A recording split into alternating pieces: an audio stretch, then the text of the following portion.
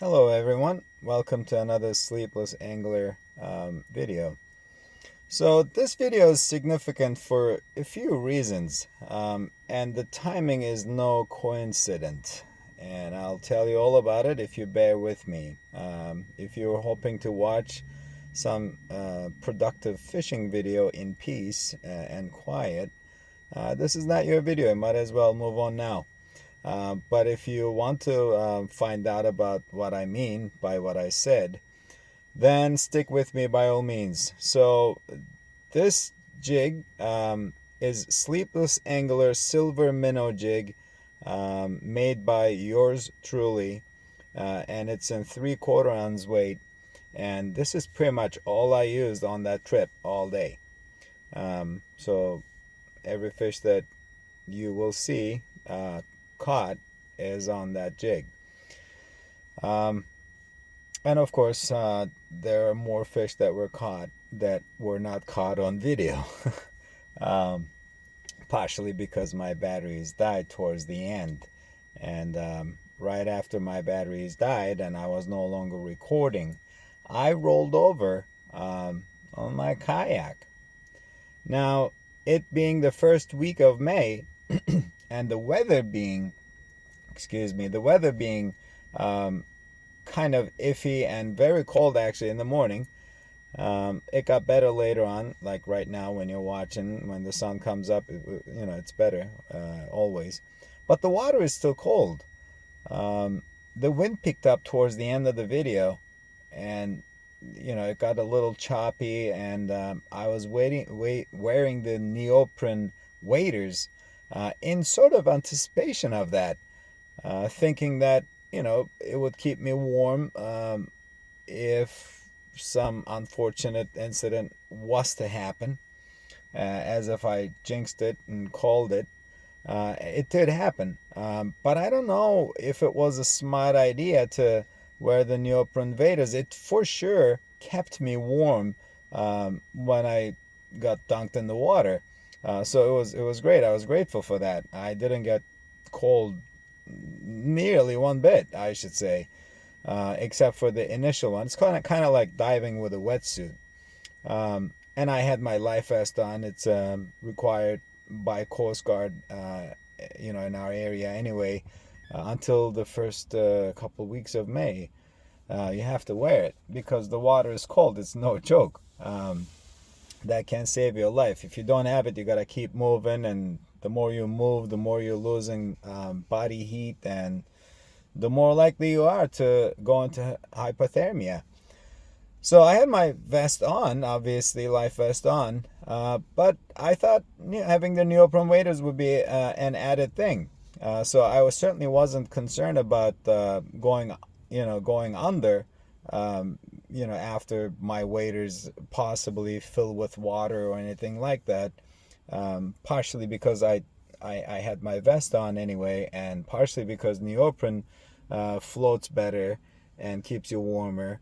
So I thought it was a good idea, and partially because, even if I was to roll over, I'm close to the shore. If you're fishing really close to the shore anyway, just doing short drifts and things like that, just paddling up, 100 yards, and then and drifting and fishing, and repeating that.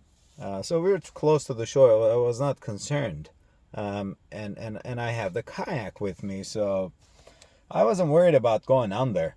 But there are a couple things that I want to mention. When I rolled over, it was really hard to get back on the kayak, as opposed to not having anything on you, because the neoprene floats you when you're in the water. But I noticed it got really heavy when you were trying to get out of the water onto the kayak. Sort of slide onto the kayak as a good technique. So and it limits your movements on the kayak, which is why I rolled over when it got a little choppy. The kayak gets tippy anyway, but I think that contributed to that incident, unfortunately. So I hope my experience, although I didn't get to catch it on the video, helps you in this case. So consider all of this.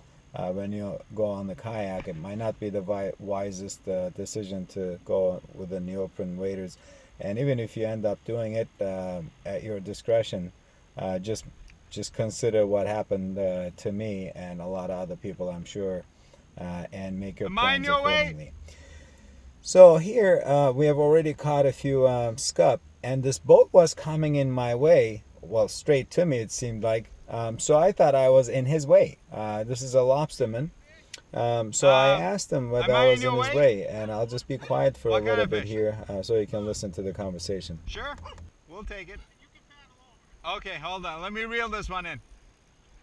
What's up, buddy? Just scup. It's fun.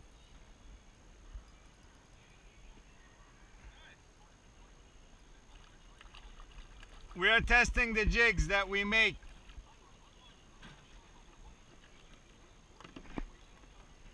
Give me 1 minute, if you would. I'll take this guy off the jig and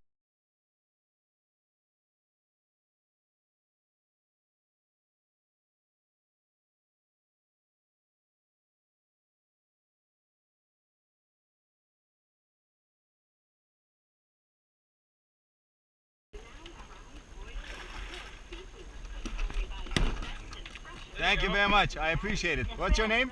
Daryl. Daryl, thank you. I've just been throwing them all back. Oh, yeah? Hundreds of them.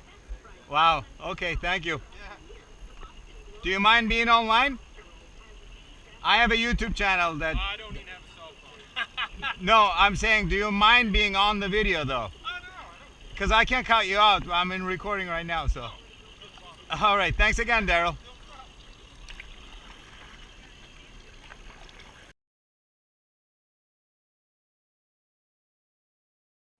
So let's speed things up a little bit here. I'm just trying to paddle away from the guy.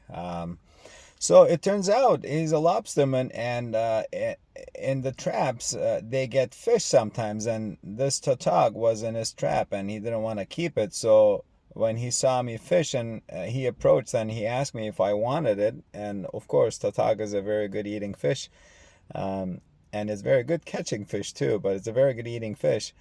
So I said, of course, sure, thank you. It was a nice gentleman.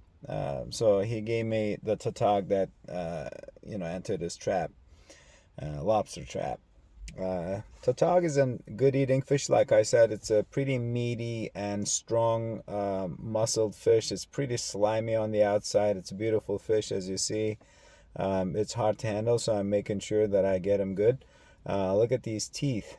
It's early season now, so all winter they rest and recuperate, and all their teeth grow back, because by the end of the season, from picking at the rocks for things, and I don't know whether it's breaking clams or whatever else they're doing, their teeth break. So we catch a lot of tautog with missing teeth or damaged teeth. So this is a black sea bass. It's a very good eating fish. In fact, it's one of my favorite fish that we catch in our waters. They have a big mouth and relatively sizable head. So you don't get a lot of fillet out of a fish. So I make sure that the fish is big enough to make it worth killing it. Otherwise I just let him go. In this case, I let him go. On this trip, though, I don't remember whether it was not the season yet, or this was a small fish. Anyway, it was free to go. So we're coming towards the end of the video slowly. Enjoy a couple more scup being caught. There's some good sized ones, including this one coming up. I wanted to use a net, didn't want to lose them. So thanks for watching. I hope you enjoyed watching it and learned a couple of things, and I hope it helps you, whether you're fishing from a kayak or from shore or boat. And please remember to be safe on the water or by the water. Thanks for watching again.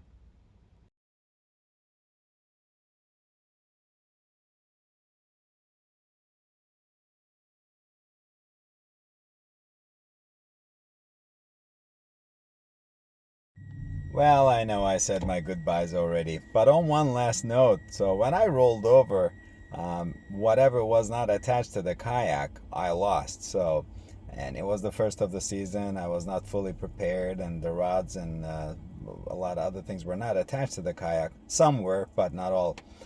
So I lost a lot of things. Over $1,000 worth of stuff was gone, including brand new Penn Spinfisher combos, my cell phone, data bank, and whatever was loose that I was using as tackle on the deck. They were all gone.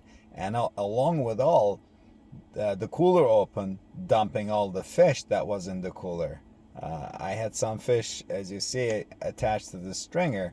I hadn't lost those, but I lost whatever was in the cooler, or so I thought.